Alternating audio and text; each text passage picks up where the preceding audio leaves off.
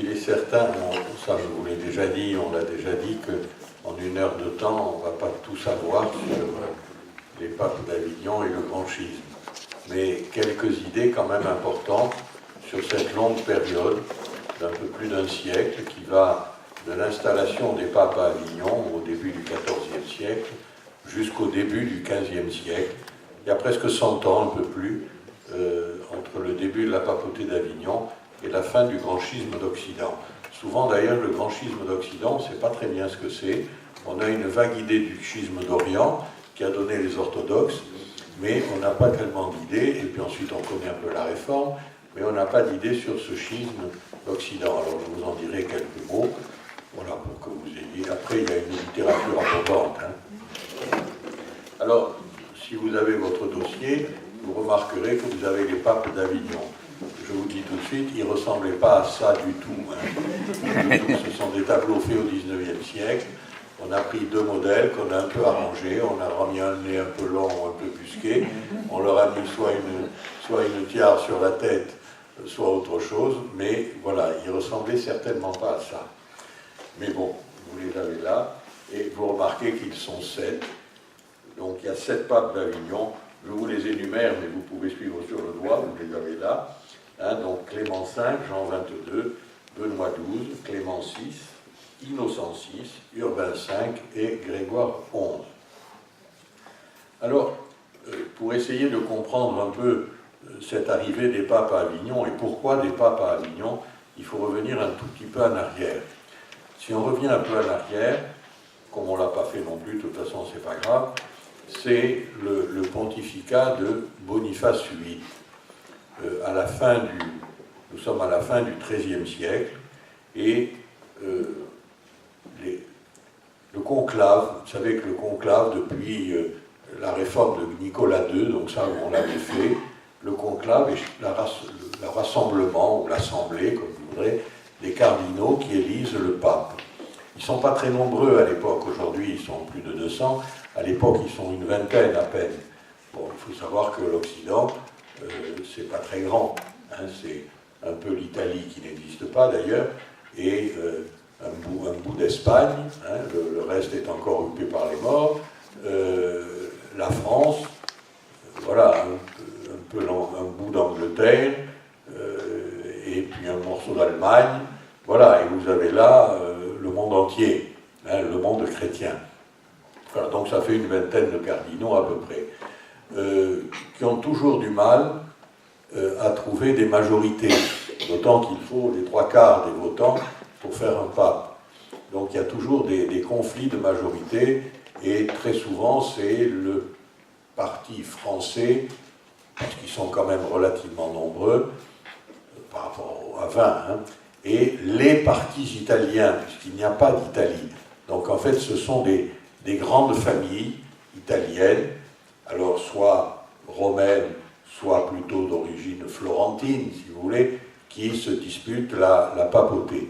Tout cela derrière l'influence du roi de France et l'influence de l'empereur. Voilà, pour faire un pape, c'est comme ça.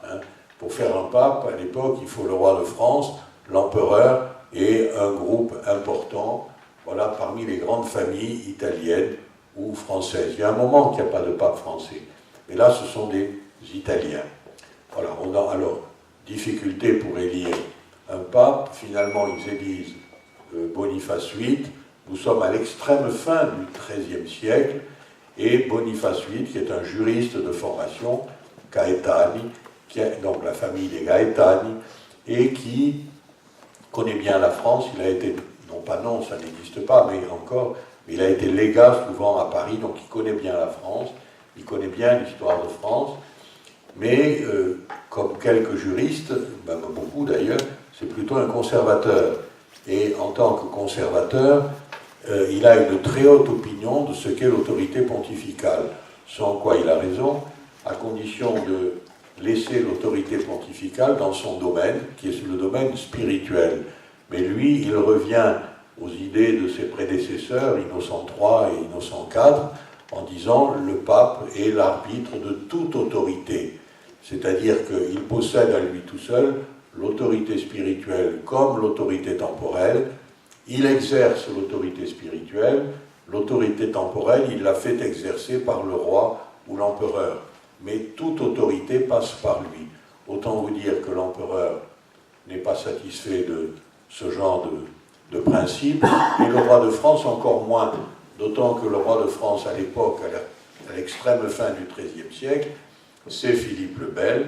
Je vous renvoie au Roi maudit de Maurice Druon, et d'ailleurs si vous voulez comprendre quelque chose au pape d'Avignon, lisez le Roi maudit, c'est une excellente introduction, au moins pour le deuxième pape, Jean XXII. Mais voilà, donc si vous voulez, il va vouloir affirmer ce qu'on appelle la théocratie pontificale, et il va se heurter à Philippe le Bel, Boniface VIII. Alors, je ne vais pas vous raconter le conflit entre Boniface VIII et Philippe le Bel, mais il va durer plusieurs années, et il va se solder par, j'allais dire, sans victoire. Sans victoire. Boniface VIII va publier une bulle, qui est assez belle d'ailleurs, qui s'appelle Unam Sanctam, qui ne servira à rien, mais qui est, j'allais dire, le dernier feu de la théocratie pontificale. Voilà, c'est un beau texte, qui aujourd'hui n'est plus que le nom d'une collection de livres, mais qui paraissent au cerf, mais cette bulle n'a servi rigoureusement à rien. Le pape va mourir quelques mois après la publication de cette bulle, soi-disant à l'issue d'une gifle que lui aurait adressée.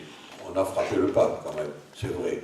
Alors on ne sait pas qui lui a donné une gifle, mais pour les Français c'est un colonna qui aurait giflé le pape, pour les Italiens c'est Guillaume de Nogaret, un conseiller de Philippe le Bel. Bon, tout ça vous le trouverez dans les bouquins, ça ne nous intéresse pas, mais si vous connaissez la collection 30 journées qui ont fait la France, ça a été réédité depuis, vous achetez le numéro qui s'appelle l'attentat d'Anani, et vous avez tous les détails sur cette histoire-là. Je vous renvoie à l'attentat d'Anani. Pour notre sujet, Philippe le Bel, c'est une victoire qui n'est pas une belle victoire. Ça ne se passe pas très bien.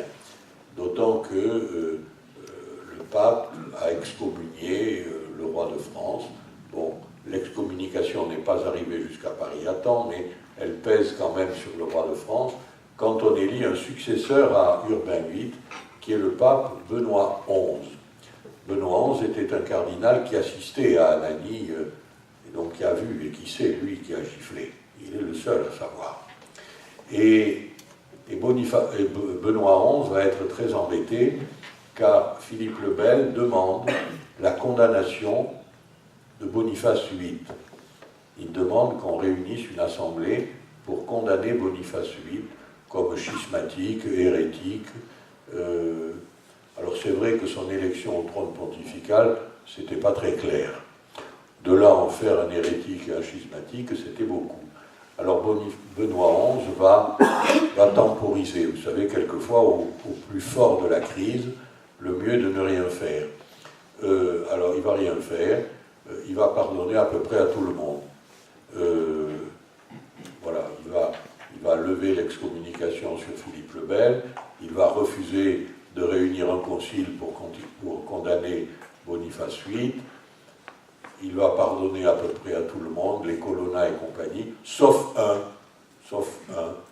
Il va considérer que Guillaume de Nogaret, c'est celui qui a giflé le pape. Alors, est-ce que c'est vrai puisqu'il était témoin?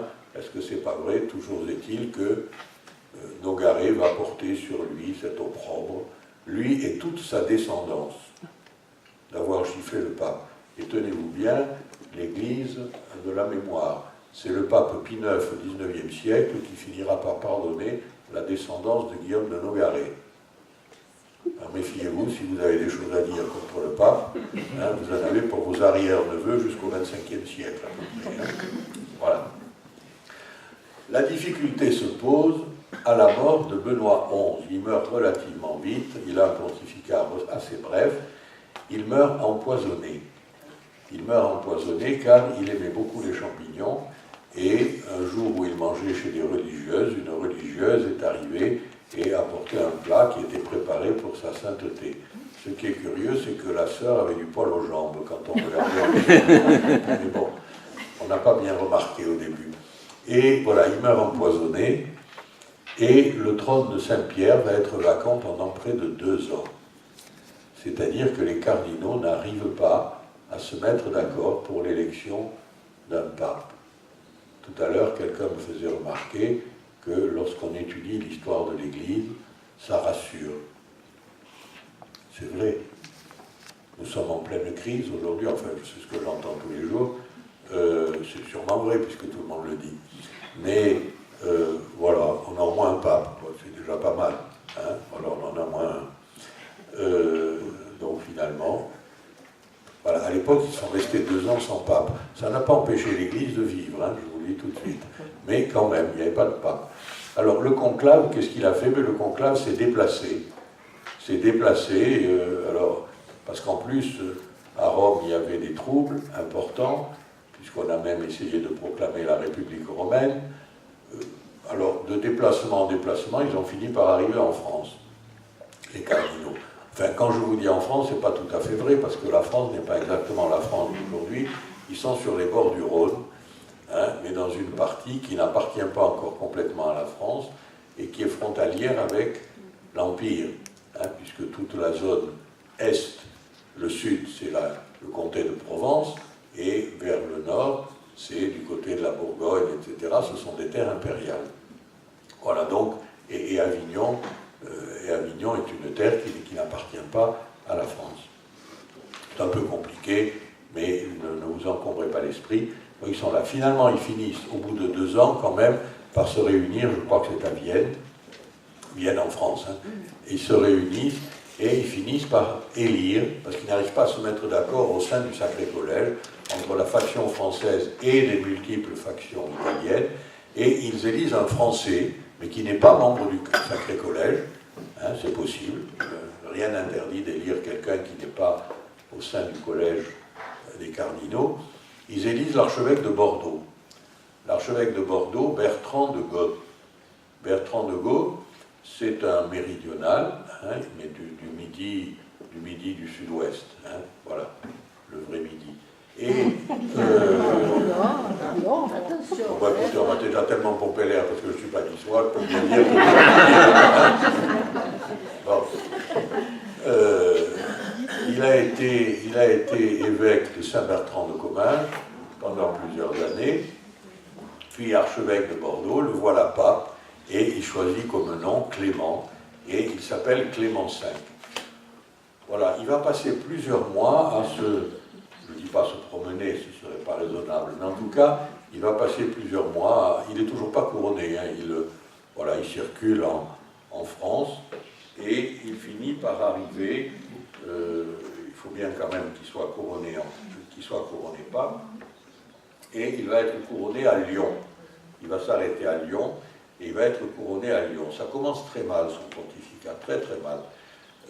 On avait installé, parce que la cathédrale, la primatiale de Lyon était petite, donc tout ça se faisait dehors, donc on avait installé des grandes tribunes pour mettre pas la population, les gens bien. La population, on la mettait où on pouvait, elle se mettait où elle voulait. Et là, il y a le moment du couronnement, il y a une estrade qui s'est effondrée, tuant une partie de la noblesse, et même de la haute noblesse française. Voilà, ce n'était pas un présage heureux. Finalement, il ne sait pas trop où s'installer, et Philippe le Bel, en plus, lui demande de réunir un concile. Il réunit un concile, et il le réunit à Vienne. Nous sommes dans les années 1310-1311. Voilà. Pourquoi réunit-il un concile? Alors d'abord, il le réunit parce que c'est une idée qui traîne déjà depuis un bon moment, vous savez, réunir un concile pour la réforme de l'Église. Voilà, ça va durer, c'est un leitmotiv qu'on va entendre tout au long du XIVe et du XVe siècle, en tout cas du début du XVe siècle. Il faut réformer l'Église. In capite et in membris, dans sa tête et dans ses membres, autrement dit, la papauté et l'Église tout entière. Mais en fait, il va réunir ce concile, c'est plutôt habile de sa part, parce que le roi de France, Philippe le Bel, veut lui demander de condamner l'ordre des Templiers. on ne va pas entrer dans ce genre de détails. Je vous renvoie à toute la littérature des Templiers. Par pitié, ne vous laissez pas égarer par la littérature des gares, c'est le cas de le dire, hein, c'est-à-dire le secret des Templiers, l'argent des Templiers, la fortune des Templiers, les Templiers sont parmi nous, les Templiers reviennent, etc. Voilà, vous en avez des tonnes, des tonnes. Alors essayez de trouver un bon livre, hein, revenez-en au vieux livre de Liseran, c'est vieux, comme Hérode, ou presque, enfin en tout cas des années 30, mais voilà, et là au moins vous avez des choses à peu près cohérentes. Il y a des choses plus modernes, hein. Mais voilà, évitez ces imbécilités. Vous savez, le trésor des Templiers, il est comme le trésor d'Hitler, il est comme, voilà, hein. Laissez tomber. Bon, donc, et entre-temps, il s'installe à Avignon, en 1309. Excusez-moi. C'est une installation provisoire. Il s'installe au couvent des Dominicains. Alors, Avignon appartient à la comtesse de Provence. Ça a un avantage, c'est pas en France, mais c'est pas loin de la France. Il suffit de traverser le Rhône et on se trouve à Beaucaire, et Beaucaire est en France. Et si c'est le roi de France qui n'est pas gentil, on descend un peu, on est dans le comté de Provence, et si c'est la comtesse qui n'est pas gentille, on traverse le Rhône de l'autre côté, on est en terre d'Empire. Voilà. Donc, puis c'est un nœud important. C'est également un nœud important de commerce, de réseau. Vous savez, le premier, bon, bien sûr, vous connaissez tous le pont d'Avignon sur lequel vous avez dansé quand vous étiez petite, mais en fait, c'est un peu en dessous, à Beaucaire, il y avait à l'époque, c'était le seul pont sur le Rhône qui permettait de rejoindre à la fois la France et les terres d'Empire, le comté de Provence et la France, et c'était une des voies de communication, et notamment du grand commerce, hein, tout ça est très important, le grand commerce, notamment les tissus qui venaient du nord de l'Italie, hein, le velours de Gênes, voilà, le Gênes, le Luc, etc., et qui partaient soit vers l'ouest, Bordeaux, soit qui traversaient et qui montaient à la région de Paris, et qui allaient jusque dans les Flandres, hein. Suivez un peu la ligne du TGV Lille-Europe. Voilà. Et bien voilà, là vous avez la ligne pratiquement commerciale, hein, le nord de l'Italie et les Pays-Bas. En gros, vont fabriquer d'autres tissus. Hein, parce que c'était quand même. Voilà. Donc, il s'installe à Avignon, d'abord parce qu'il ne peut pas s'installer à Rome parce que c'est la pagaille. Voilà, donc il s'installe là, c'est provisoire.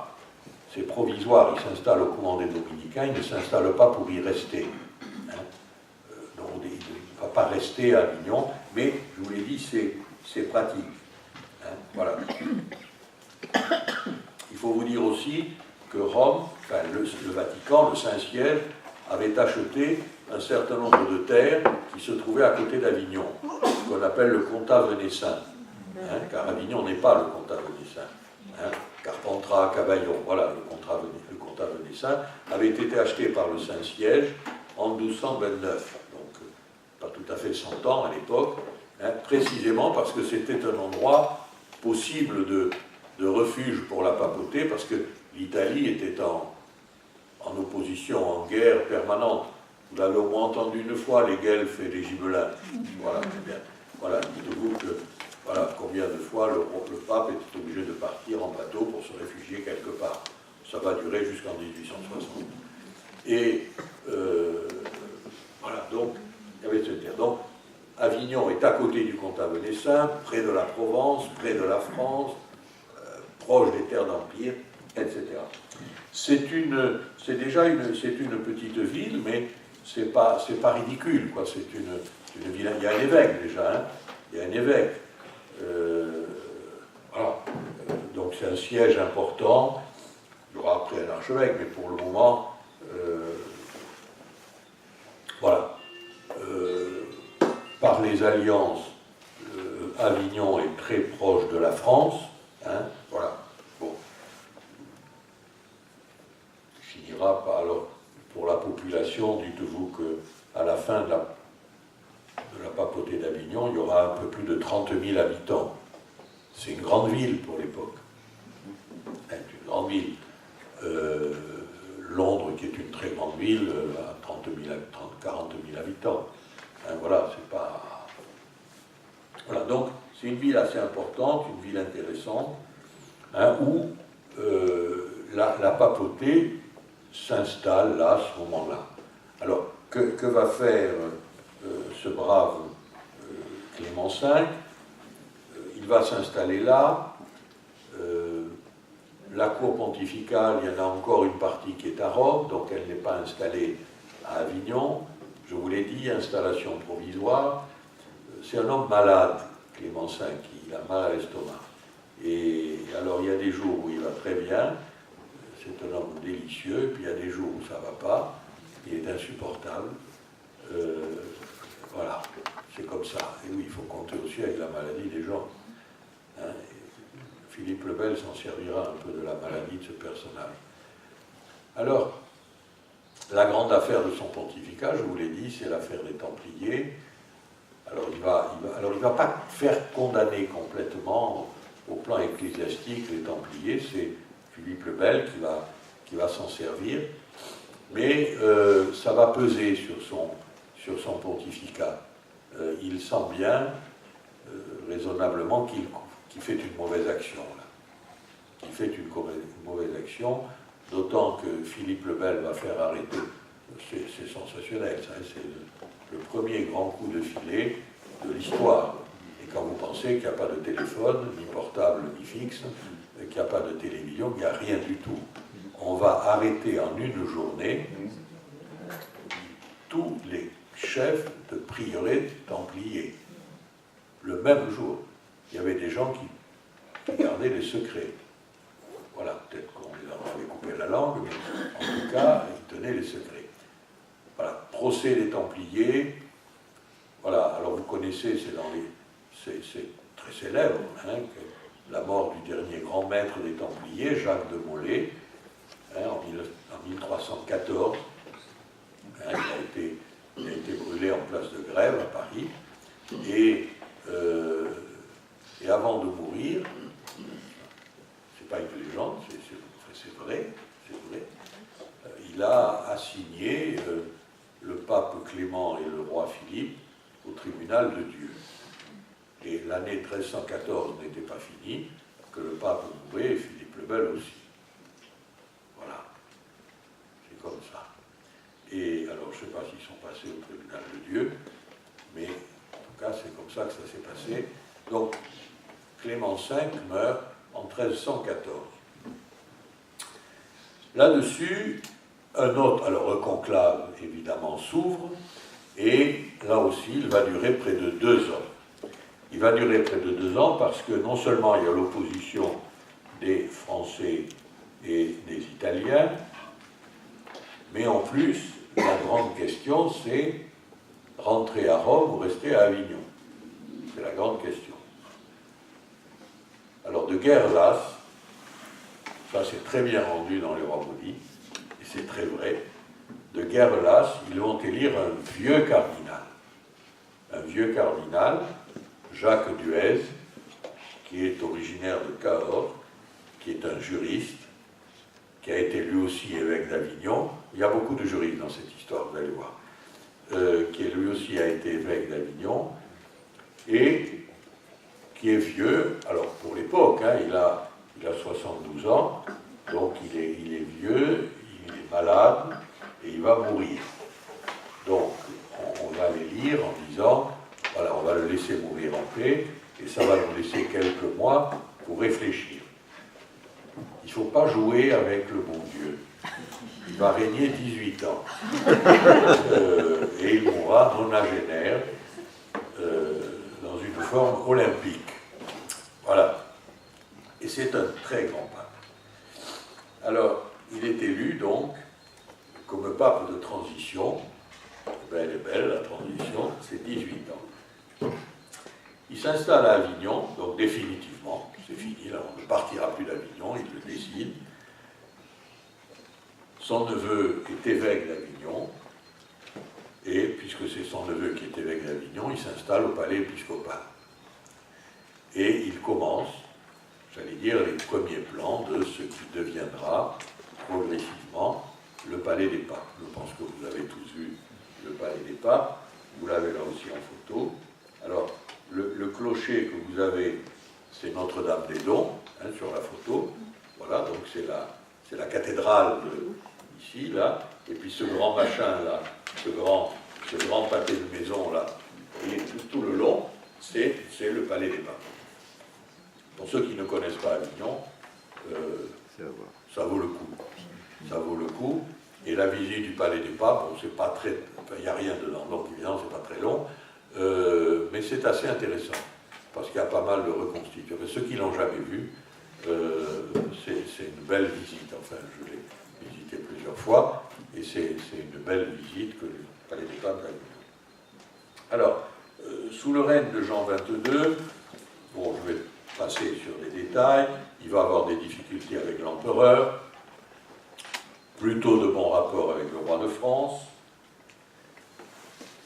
C'est pas un très bon théologien, donc il va s'embarrasser, le pauvre malheureux, il va s'embarquer dans une histoire invraisemblable sur la vision béatifique. Est-ce que les saints voient Dieu à leur mort, ou est-ce qu'ils ne le voient qu'après le jugement dernier?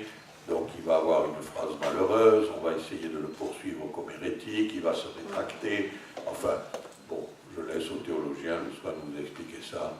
Vous le verrez bien si vous voyez Dieu. Je n'ose pas dire venez me le dire, ça voudrait dire que vous seriez mort avant moi.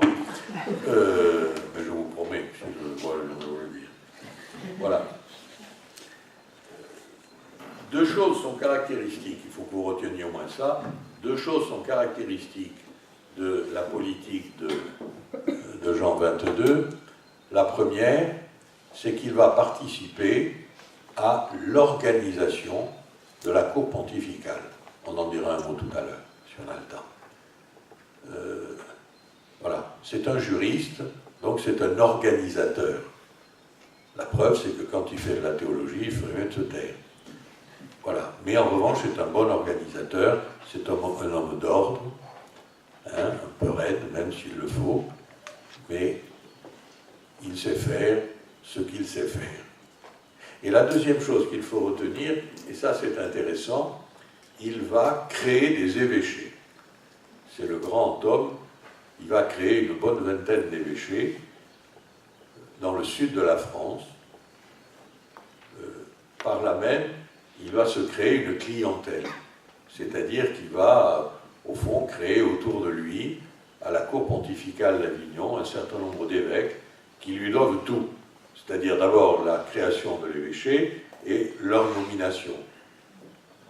Voilà, parce que il y a toujours des remous à Rome, il en a un peu peur, et finalement il se crée là une cour pontificale. Et les diocèses méridionaux vont évidemment être les grands bénéficiaires. Alors par exemple, cette année, on va fêter la naissance de l'évêché de Montauban, de l'évêché de Tulle, de l'évêché, il y en a encore un, pas si c'est pas Mende, Saint-Flour, etc. Voilà. Il y a beaucoup de lieux très stratégiques, et encore je vous donne des villes connues. Je pourrais vous parler de Saint-Papoul, par exemple. Il va créer l'évêché de Saint-Papoul. Si quelqu'un peut me dire où c'est, toi tu le sais, c'est à côté. Mais voilà. Hein, il va créer l'évêché de Rieux-Volvestre. Voilà. Rieux-Volvestre, il faut le chercher. Hein. Voilà, c'est au sud de Toulouse. Et voilà, donc il va créer comme ça, c'est l'époque d'un certain nombre d'évêchés, Riez, tout ça, voilà. Des évêchés qui vont se trouver par là, quoique Riez est ancien, mais il en a créé un là par loin, peu importe. Voilà, il va créer une bonne vingtaine d'évêchés. On fête des centenaires, je vous l'ai dit. Voilà, ça c'est important dans son pontificat. Bon, il va finir par mourir quand même. Et là, la majorité du conclave est française. La majorité du conclave est française, et ils vont élire un religieux, un moine cistercien, là aussi un méridional du sud-ouest, là-bas, Jacques Fournier. Jacques Fournier, qui devient le pape Benoît XII. Vous avez les dates dans votre petit machin, là, je ne vous les dis pas. C'est un théologien, lui. C'est un théologien, c'est pas un juriste, c'est un théologien. Il est originaire de Saverdun. Saverdun, c'est à côté de Pamiers, dans l'Ariège. Et il a été d'ailleurs évêque de Pamiers, il a été évêque de Mirepoix. Vous voyez ce que je vous dis? Ça, ce sont des évêchés. Alors, Pamiers a été créé par Boniface VIII, mais Mirepoix a été créé par Jean XXII. Donc, vous voyez, on voit bien que cette création d'évêchés a participé à la création et à l'élection des papes. Il a été aussi beaucoup versé dans l'Inquisition. Voilà, vous le retrouverez dans l'histoire des Cathares, Jacques Fournier. Et il nous a laissé un registre d'Inquisition. Voilà, qui a été publié par un de mes amis toulousains, du Vernois, et qui a été pillé par le roi d'Algérie. Faut le dire. C'est pas un politique, alors que Jean XXII n'était pas théologien, mais était politique. Lui, c'est pas un politique, puis c'est pas un rigolo. Lui, il est pour la réforme des religieux. C'est un ascète, il ne mange pas. Voilà. Cela dit, sur les projets de Jean XXII, c'est lui qui va faire construire le palais. Et c'est pas drôle. C'est des grandes murailles, c'est austère, quoi. C'est pas. Alors, je sais bien qu'on n'est pas à la Renaissance, mais en Italie, ils font des choses un peu plus rigolo, quoi. C'est une forteresse. Il meurt en 1342, il a régné 8 ans, il pas très longtemps, et on élit alors un semi-méridional, il est de la région de Limoges, c'est un Limousin, Pierre Roger, c'est son nom de famille, et il devient Clément VI. C'est lui aussi un théologien. Alors c'est l'inverse de Benoît XII. Benoît XII était austère et économe. Clément VI dépense de l'argent. Alors beaucoup, il va ruiner le trésor. C'est un prince fastueux. Et il va se laisser aller à ce qu'on appelle le népotisme. C'est-à-dire que tous ses parents et neveux vont se retrouver à la tête de grandes abbayes, d'évêchés, d'archevêchés, etc. D'ailleurs, vous trouverez un de ses petits-neveux. Élément important de son pontificat, très important même, en 1348, il achète Avignon, qui devient donc terre du Saint-Siège.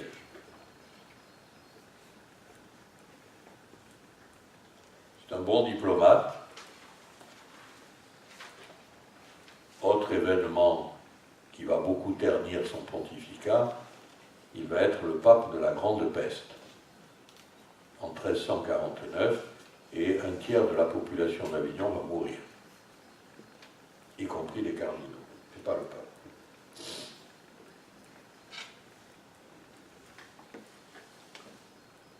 Il protège les juifs, vous savez, les fameux juifs du pape, et il va être assez sévère, assez grand mouvement. On vous parlera des pénitents, ne confondez pas tout à l'heure, mais au moment des crises. Vous savez que nous sommes là, à la fois au moment de la Grande Peste, nous sommes aussi en pleine guerre de 100 ans. Hein, voilà, qui va. Alors, donc, la guerre, ça veut dire des passages de routiers, des passages de bandits. Il n'y a pas d'armée. Vous savez, à l'époque, il n'y a pas d'armée officielle du roi. Il n'y a pas d'armée nationale. Donc quand on fait la guerre, on appelle ses vassaux. Et les vassaux arrivent avec leurs soldats et ils appellent leurs vassaux aussi. Donc il y a les vassaux, les sous-vassaux, et quand on n'en a pas assez, eh bien on loue. On loue et on paye des compagnies. Voilà. Alors c'est comme ça qu'on a payé pendant des années le seul pays, évidemment pacifique, qui est la Suisse, qui a servi à tous les combats. Les Suisses, évidemment, ne se battent pas sur un territoire, ils se louent sur le territoire des autres. Et alors, voilà, on achète des compagnies. On achète des compagnies. Alors ces compagnies, évidemment, elles n'ont rien à perdre et tout à gagner. Ce qui fait que tant qu'il y a la guerre, bon, c'est la guerre. Mais quand il n'y a plus la guerre et qu'on n'a plus un sou pour les payer, eh bien ils se payent sur le pays. Alors ça devient des bandes, quelquefois de pillards, et qu'on appelle aussi à l'époque beaucoup les routiers. Hein, voilà, ils font les routes. Voilà. Et parallèlement à ces problèmes que sont la peste, la guerre, le passage des routiers, etc., va se créer, j'allais dire en parallèle, au sein de l'Église, des compagnies de gens, alors pas forcément des pénitents, mais qui se disent, c'est parce que nous sommes pécheurs qu'il nous arrivent tous ces malheurs. Donc, on va vivre une foi dans la sévérité. Qu'est-ce qu'on va pouvoir faire pour que la paix revienne? Alors, par exemple, il va y avoir ce qu'on appelle les compagnies de flagellants, c'est-à-dire d'hommes et de femmes qui se flagellent, qui se font mal. Hein? Le mal contre le mal. On va se faire mal et peut-être que le mal va s'arrêter. C'est une spiritualité dévoyée. Bien sûr, le mal n'a pas de sens. Bon, je ne vais pas me mettre à faire ici de la théologie de la spiritualité, je suis incompétent, mais la signification du mal, elle n'est pas dans la douleur. Hein? Voilà, la signification du mal, elle est éventuellement dans l'acceptation que nous en avons par amour pour Dieu et le prochain. Hein? Voilà. Marthe Robin offrait ses souffrances pour Dieu et pour participer, j'allais dire, au salut du monde. Ce qui manque à la souffrance de Jésus, disait saint Paul. Mais ce n'est pas en me flagellant gratuitement que ça va changer quelque chose. Personne ne m'a demandé de me flageller. Bref, je ne le ferai pas, je dis tout de suite. Et alors il y a beaucoup de ce genre de compagnies, de confréries, et en bon théologien, le pape Clément VI va être très sévère à l'égard de ces flagellants. Vous savez, il y a toujours un relent dans notre vie de l'Église, il y a toujours le relent de ceux qui considèrent qu'il faut toujours en faire plus, et plus dans le mal, plus dans la douleur, pour s'approcher du bon Dieu. Voilà, c'est contraire à ce qu'est Dieu. La seule façon de s'approcher de Dieu, excusez-moi de dire des choses que vous savez, mais la seule façon de s'approcher de Dieu qui est amour, c'est l'amour. Et oui, c'est pas plus que c'est pas en me faisant je ne sais pas quoi sur le corps, un coup de couteau de lame de rasoir, que je vais m'approcher du bon Dieu. Hein? Voilà. Donc il va être très sévère, c'est plutôt bien. Il meurt en 1352. C'est assez facile, il règne 10 ans tous à peu près. Donc on va en élire un autre. Alors ça c'est un juriste, Innocent VI. Innocent VI s'appelait de son petit nom Étienne Aubert, A-U-B-E-R-T. Il est originaire de la Corrèze.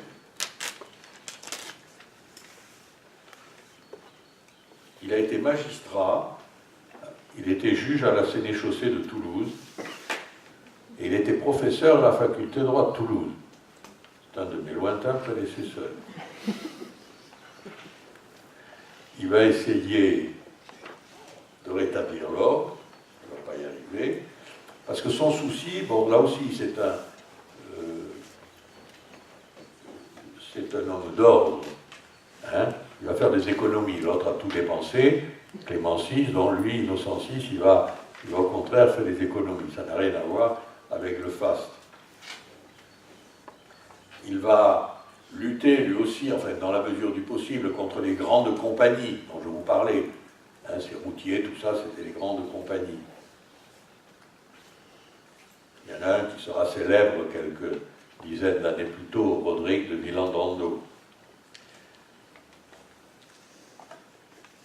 Il va essayer de mettre de l'ordre, il va avoir du mal. Dans l'ordre des franciscains, là aussi, les franciscains se préoccupent beaucoup. Vous savez toujours, je ne dis pas ce mythe, mais ce rêve d'arriver, de revenir à l'origine et aux grands principes d'origine. Et notamment, ils vont se battre sur la pauvreté. Jusqu'où doit-on aller dans la pauvreté? Voilà. Est-ce que l'ordre des franciscains peut posséder des maisons, par exemple? Si on va jusqu'au bout de la pauvreté, il faudrait arriver à répondre non. C'est là que va s'opposer les spirituels. spirituels, voilà, toute une série de groupes franciscains, tous très honorables, bien sûr, mais qui vont un peu perturber l'unité de l'ordre franciscain. Il meurt en 1362. Je vous dis, il y en a qui durent 8 ans, d'autres 10 ans, c'est très facile. Et on élit encore un semi-méridional qui est Guillaume Grimoire. Guillaume Grimoire. C'est un bénédictin. Il a commencé comme prieur de Chirac, qui est une ville, avant d'être autre chose. Après, il a été père abbé de Saint-Victor de Marseille, dont on vous a parlé tout à l'heure. C'est un juriste lui aussi. Il a fait ses études de droit à Montpellier et à Toulouse.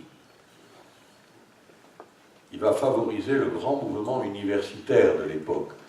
Je crois vous l'avoir dit la dernière fois, le développement des villes va se doubler d'un développement des universités dont la plupart d'entre elles sont d'origine ecclésiastique. Eh bien, lui aussi, par exemple, il va créer, alors il n'est pas le premier, mais il va favoriser l'université de Montpellier, l'université de Toulouse, on va créer une université à Avignon, on va créer une université à Cahors. C'était fait tout ça, hein, c'était fait. Mais voilà, il va favoriser ces universités. Alors, il est bienheureux, hein, bienheureux Urbain V. Son pontificat de 8 ans va être dominé par 2 idées fortes pour lui. D'abord, reprendre, c'est l'avant-dernier, reprendre la croisade.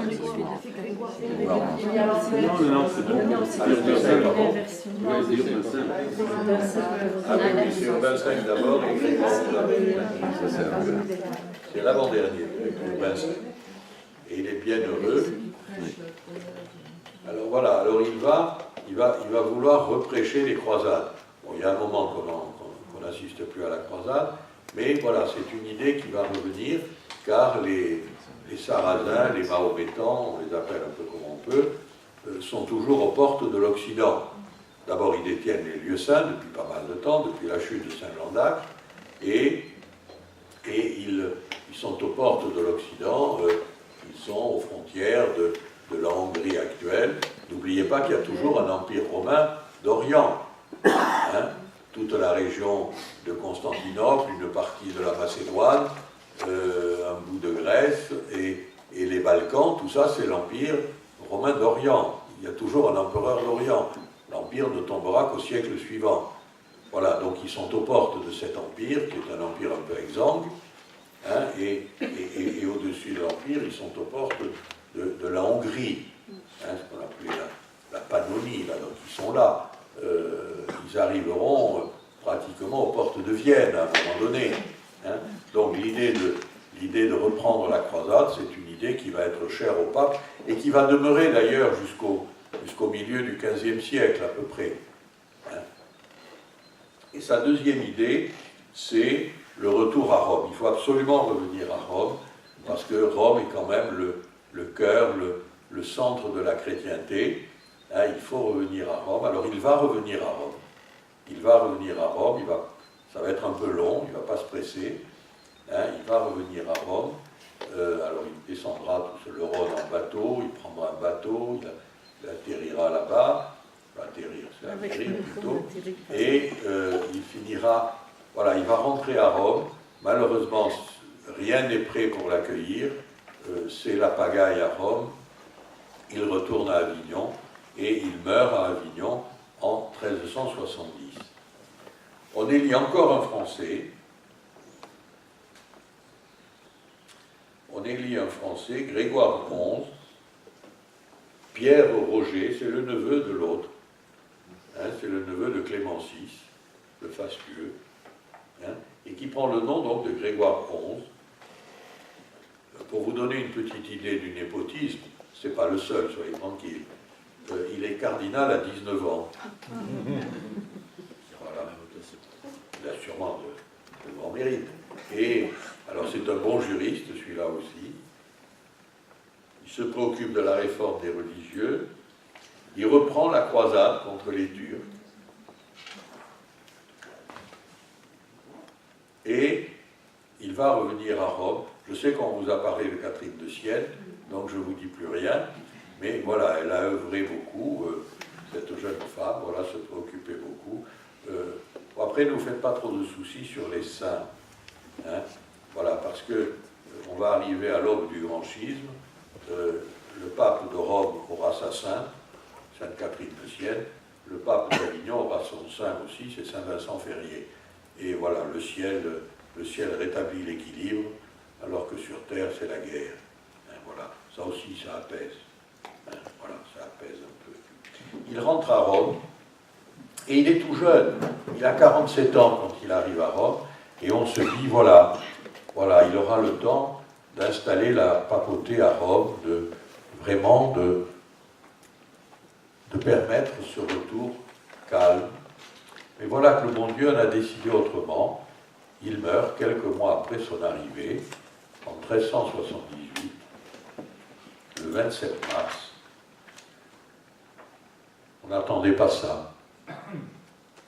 Alors si on veut dire un mot, non pas des papes maintenant, mais de la papauté d'Avignon en groupe, si vous voulez, au fond. C'est pas tout à fait le même sujet, mais c'est pas grave. Le pape d'Avignon, la papauté d'Avignon, tout ça se confond. Mais on peut dire un certain nombre de choses qui sont importantes et qui résument bien ces 70 ans où, comme disait Mistral, le monde s'abreuvait sur les bords du Rhône. Et c'est dans un de ses poèmes, je crois que c'est Nest, en tout cas c'est pas Mireille. Et voilà, bon, peu importe. D'ailleurs c'est pas ça, c'est les nations s'abreuvaient sur les bords du Rhône, quelque chose comme ça. Premièrement, ce qu'on peut retenir, si on a 3 ou 4 choses à retenir, premièrement, tous les papes sont français.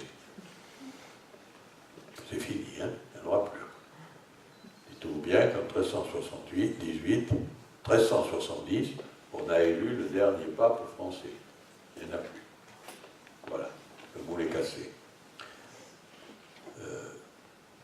La plupart sont des juristes, même si parmi eux, il y a quelques théologiens. La plupart sont des juristes.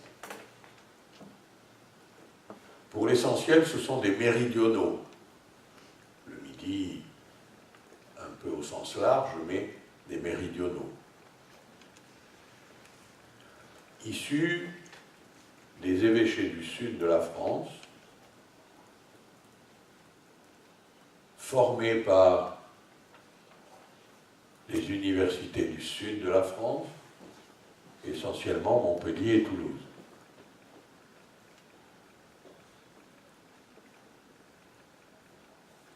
Voilà, ça c'est quelques religieux, cisterciens et bénédictins.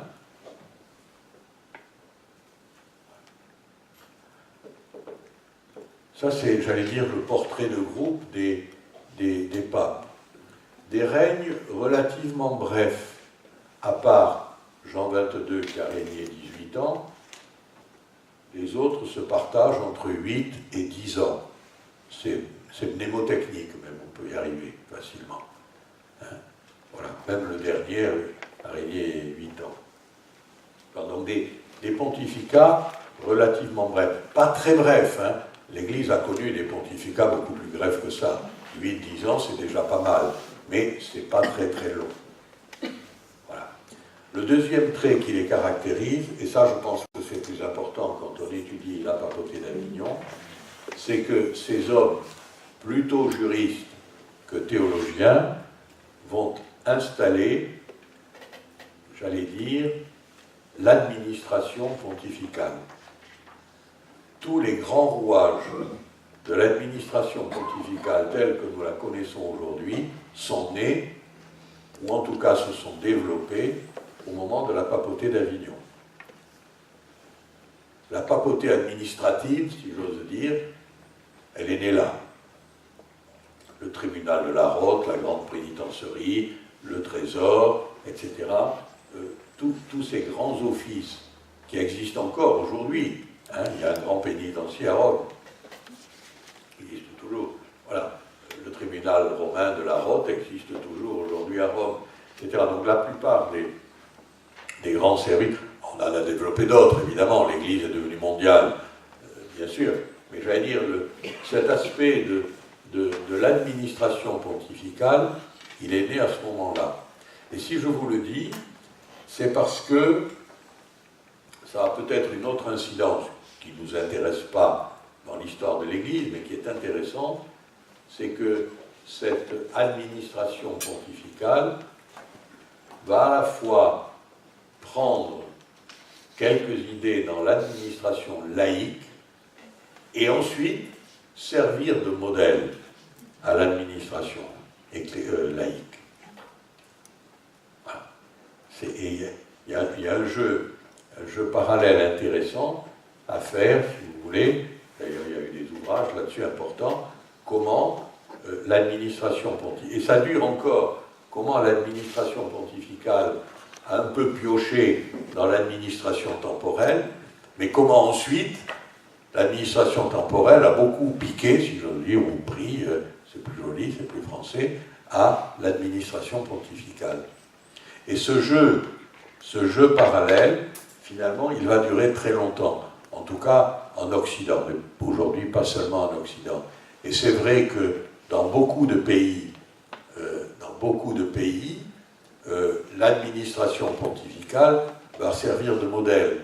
Et quand vous interrogez parfois des maires, des préfets, etc., et qui vous disent, finalement, vous avez mieux réussi que nous les réformes administratives.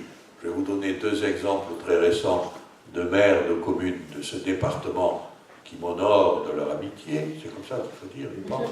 Eh bien, quand nous avons fait Diocèse 2000, j'y suis pas pour grand-chose, quand je suis arrivé c'était déjà fait, ils m'ont dit, bien ou mal, parce qu'ils se rendaient bien compte que tout n'était pas parfait, vous avez réussi ce que nous sommes incapables de faire. Parce que le regroupement des communes, c'est quand même une des obsessions de l'administration actuelle, quand on sait qu'il y a toujours en France 33 000 communes. Hein, voilà. Et il me dit, finalement, vous y êtes arrivés. Alors, bien sûr, il faut leur dire, les enjeux ne sont pas les mêmes, hein, les problèmes ne sont pas les mêmes, voilà, les relations de pouvoir ne sont pas les mêmes, nous ne sommes pas encombrés par l'élection, par exemple, hein, voilà, donc toute une série. Mais, voilà, ça les fascine un peu. Quand nous leur disons que... Et alors, inversement, on est obligé de leur dire, mais voyez, ça fait 2 fois que nous changeons les provinces ecclésiastiques pour qu'elles collent aux provinces, alors aux régions telles que vous les avez définies. Et c'est vrai qu'aujourd'hui, alors c'était pas vrai il y a une dizaine d'années, mais aujourd'hui, la province ecclésiastique de Marseille, c'est en gros PACA plus la Corse. Hein, voilà. Vous ne voyez pas comment on allait faire une région ecclésiastique en Corse.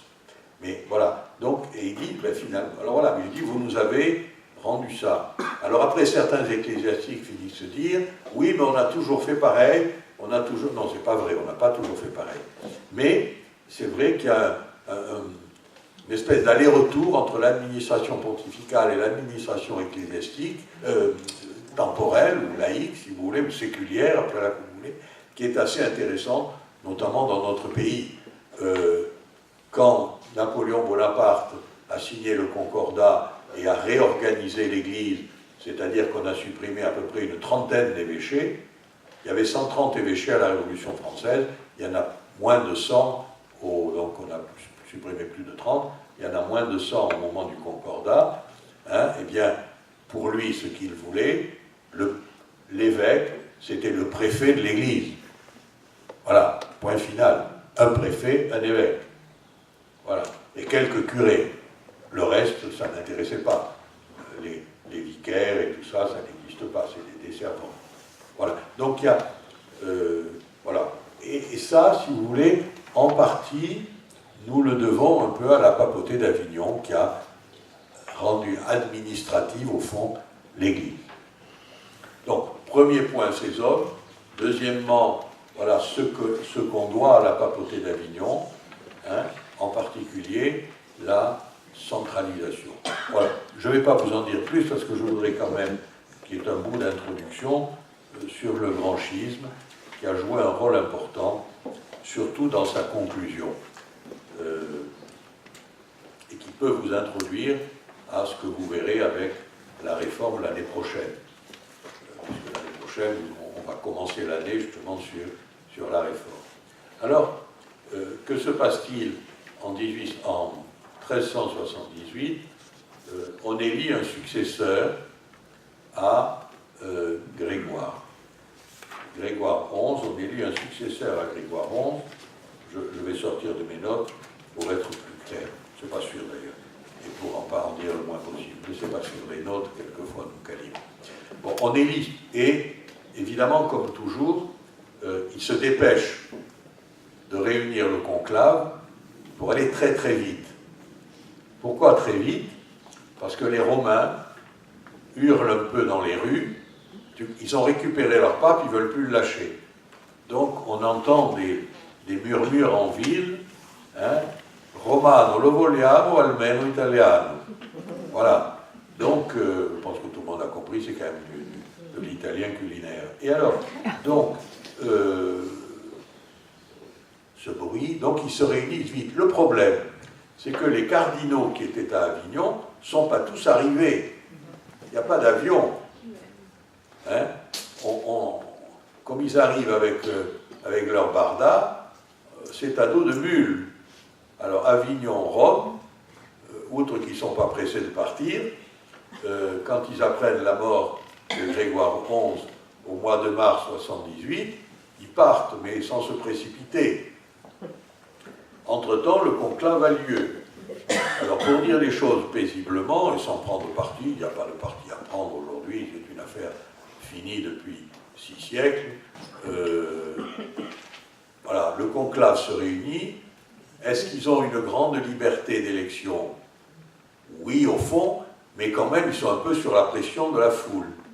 Et ils n'arrivent pas à se mettre d'accord sur un cardinal. Ce n'est pas la première fois. Donc, ils vont élire l'archevêque de Bari, au sud de l'Italie, qui s'appelle Barthélemy Prignano. Et il n'est pas à Paris, il n'est pas à Bari, il est à Rome. Hein, donc on l'informe très vite qu'il est pape, et il prend le nom d'Urbain VI. J'allais dire un peu en hommage au pape d'Avignon, qui a fait le premier pas, si vous voulez. Hein, voilà. Ce cas, c'est un personnage un peu curieux. Il est un peu austère, et il tranche un peu avec le faste avignonnais. Hein, voilà. Et alors il commence à dire aux cardinaux que ça va changer. Ça, on ne sait pas trop, ça, que ça va changer. Puis il en met un ou deux en prison, déjà, au château Saint-Anne, pour leur apprendre. Voilà, notamment des Français. Alors, mais il n'y a pas que des Français. Or, tout s'est bien passé après l'élection. Ils lui ont tous fait hommage, ils lui ont tous reconnu qu'il était le vrai pape, etc., etc. Mais quand il a été vrai pape, il a un peu changé d'instrument. Et la musique leur plaît moins. Hein, voilà. Donc, du coup, dès qu'ils peuvent ficher le camp, une petite partie des cardinaux, pas tous, mais une petite partie des cardinaux descendent, repartent, et reviennent à Avignon, où l'air est un peu meilleur. Et évidemment, ce qui devait arriver arriva. Le 8 septembre 1378, ceux qui montent et ceux qui descendent finissent par se retrouver. Et ils se retrouvent dans la petite ville de Fondi. Et là, ceux qui sortent de Rome racontent à ceux qui montent d'Avignon que ça ne se passe pas bien. Et du coup, comme ce sont des juristes et de bons canonistes, ils disent, mais en fait, l'élection est viciée. Nous n'avions pas la liberté d'élire. Eh bien, qu'à cela ne tienne, on fait un deuxième conclave. Et on élit un deuxième pape qui va prendre le nom de Clément VII. Alors, pour être un peu tranquille, évidemment, ce brave Clément VII, on le choisit dans la parentèle, c'est pas un parent direct, mais dans la parentèle de Charles VII. Voilà. On se dit, on aura au moins le soutien du roi de France. C'est ce qui va se produire. Donc on va voir deux obédiences, Urbain VI à Rome, Clément VII à Avignon. Vous vous en doutez, nous sommes en pleine guerre de 100 ans, puisque le roi de France est pour le pape d'Avignon, le roi d'Angleterre est évidemment pour le pape de Rome. Comme nous sommes alliés avec les Écossais seront pour le roi de France, donc pour le pape d'Avignon, et, voilà. Et on va voir arriver comme ça deux obédiences. Alors je passe sur les détails parce que ce n'est pas ça qui nous intéresse, vous les trouverez dans tous les livres que vous voudrez. On n'a jamais songé à faire un petit que sais sur le blanchissme d'Occident. Ça aurait été très bien, ça aurait simplifié les choses. Je ne le ferai pas,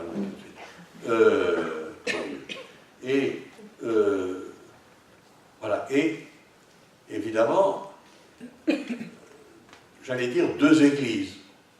Deux églises. À la mort d'Urbain VI, le roi de France envoie vite des émissaires.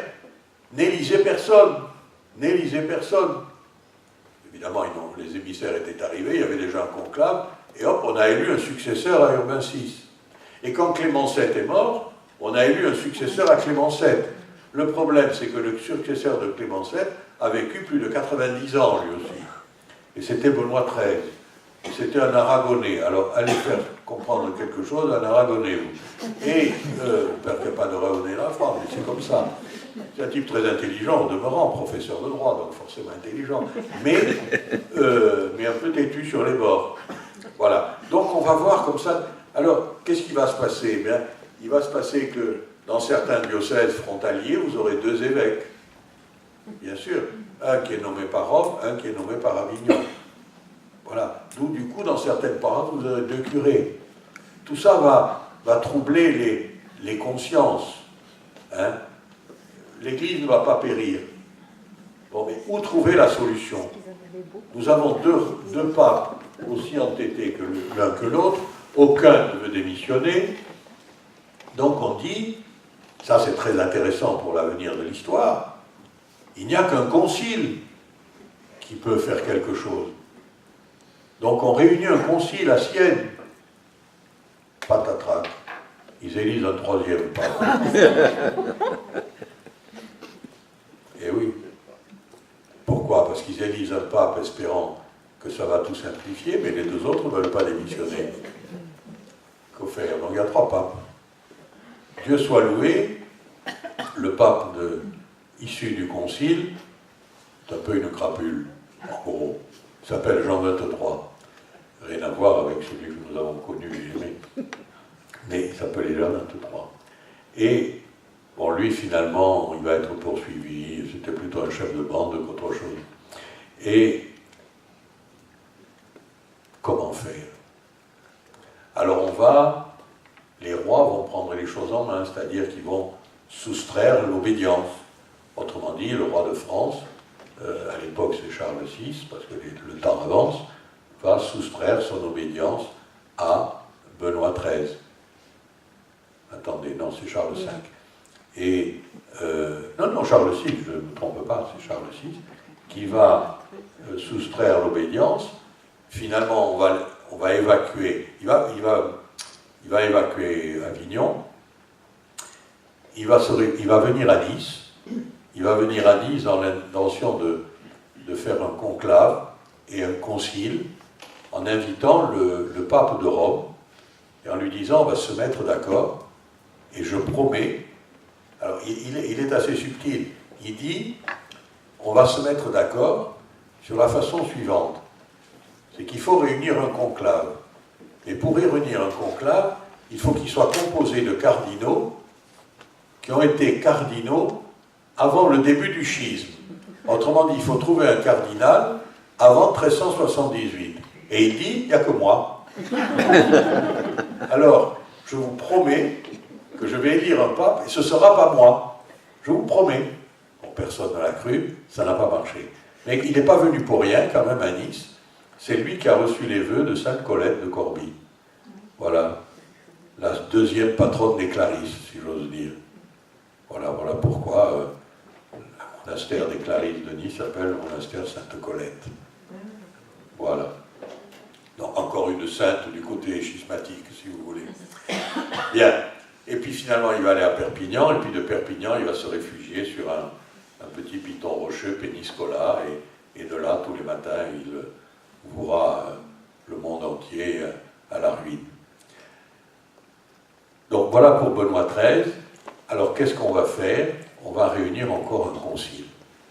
Mais là, cette fois-ci, le concile sera réuni par des cardinaux, mais surveillé par l'empereur et le roi de France. On va les tenir en laisse. Et le 11 novembre, déjà célèbre, je vous signale que nous fêtons l'anniversaire cette année, le 11 novembre 1517, personne n'y pensera, mais j'espère que vous y penserez en souvenir de moi, le 11 novembre 1517, on va élire un pape qui va devenir le seul pape de l'ensemble de la chrétienté, puisque le pape de Rome acceptera d'être déposé, il redevient cardinal, il mourra peu de temps après, et il portera le nom du saint du jour, Martin. Donc il va s'appeler Martin V. Donc le schisme aura duré combien d'années? Le schisme aura duré de 1378 à 1417, 40 ans. Le schisme aura duré 40 ans. Donc le 11 novembre 1517, au concile de Constance, on élit un seul pape qui prend le nom du saint du jour, Saint-Martin. Donc c'est Martin V. Et au concile de Constance, je vais m'arrêter là, mais c'est intéressant, au concile de Constance, les pères conciliaires, qui ne sont pas que des évêques, c'est la grande nouveauté, les pères conciliaires décident que désormais le concile se réunira de façon périodique. Autrement dit, en pleine crise de la papauté, au lendemain de la papauté d'Avignon, et surtout au lendemain du grand schisme qui a divisé l'Église occidentale, on prend, j'allais dire, un principe un peu nouveau que l'on appellera le conciliarisme. Notez-le parce que ça reviendra dans le vocabulaire. Si vous faites un jour de l'histoire de l'ecclésiologie, vous verrez que c'est un moment important de l'histoire de l'ecclésiologie qui va en gros du XIVe à peu près au tout début du XVIe siècle. Il va y avoir donc cette idée défendue par pas mal d'universitaires, que l'on pourrait appeler à l'époque un peu progressiste par rapport aux conservateurs, de dire que finalement dans l'Église, il y a le pape et le concile. Et pour les membres du concile de Constance, le concile est supérieur au pape. Car c'est à l'Église, pour certains ecclésiologues de l'époque, c'est à l'Église qu'a été promise la vie éternelle, c'est à l'Église, c'est-à-dire au collège des apôtres, même si Jésus s'est adressé à Pierre, qu'a été donné ou qu'ont été données les clés les clés du paradis et les clés, j'allais dire, de la terre. Voilà. Il va y avoir toute une ecclésiologie conciliaire qui va se retrouver jusqu'à la Révolution française dans un courant français dont on a déjà parlé qui s'appelle le gallicanisme, mais qui va être bien sûr battu en brèche par une théologie ou une ecclésiologie romaine qu'on appellera l'ultramontanisme, de l'autre côté des monts. L'ultramontanisme, qui elle défend la papauté. Je vous le dis tout de suite, le concile qui va être élu après le concile de Constance, il y en a un dont je vous fais grâce, qui ne fait que passer, mais un concile qui va être réuni, c'est le concile de Bâle, nous sommes en 1431, le concile de Bâle, là aussi où il va y avoir des évêques, des cardinaux, etc. Le pape à ce moment-là, c'est le pape Eugène IV. Donc, ça a l'air de fonctionner. Ça a l'air de fonctionner. À un moment donné, ça ne va plus fonctionner, car le concile va en faire trop. Le pape va vouloir le dissoudre, et le concile va élire un antipape. Encore un, Amédée VIII de Savoie, qui devient le pape Félix V, qui habitait au château de Ripaille. Et là, rien à voir avec le bienheureux Amédée. Hein. Ah non, non, non, on n'a pas fait Amédée d'un antipape. On n'a pas fait bienheureux d'un antipape. Donc, ça ne va pas durer longtemps, parce qu'alors là, l'empereur d'Allemagne et le roi de France vont mettre le haut là immédiatement, vont défendre Eugène IV, et on va virer ce pauvre Amédée, on va le renvoyer à Ripaille, hein, et puis il s'éteindra tranquillement. Voilà. Et alors, la chose intéressante qu'il faut retenir, et je vais en terminer par là, c'est que ça va déconsidérer le concile. Si le concile qui doit aider le pape à réformer l'Église n'est là que pour lui susciter un antipape, ça n'a pas d'intérêt. Alors, bien sûr, on va garder encore les tenants du concile, et que va servir le concile? Pendant un siècle, le concile va être une arme entre les mains des politiques, disant au pape, attention, je suis prêt à réunir un concile. Aucun roi ne l'a fait, sauf un roi de France, Louis XII, qui, très mal conseillé, réunit un concile à Pise. C'est un échec lamentable, et le pape, qui à l'époque n'est pas le modèle de la vertu, mais qui est quand même un homme intelligent, Jules II, va lui répondre en convoquant le concile du Latran, le dernier concile de Latran, Latran V, en 1511, et là ça n'est fini du conciliarisme. Mais ça n'est fini aussi, et c'est ça qui était dommage, de la possibilité de l'Église de se réunir pour la réforme. Car tous ces conciles, Constance, Bâle, un Pise dont je vous ai fait grâce, le concile de Pise et le concile de Latran V, étaient tous réunis en arrière-fond pour la réforme de l'Église.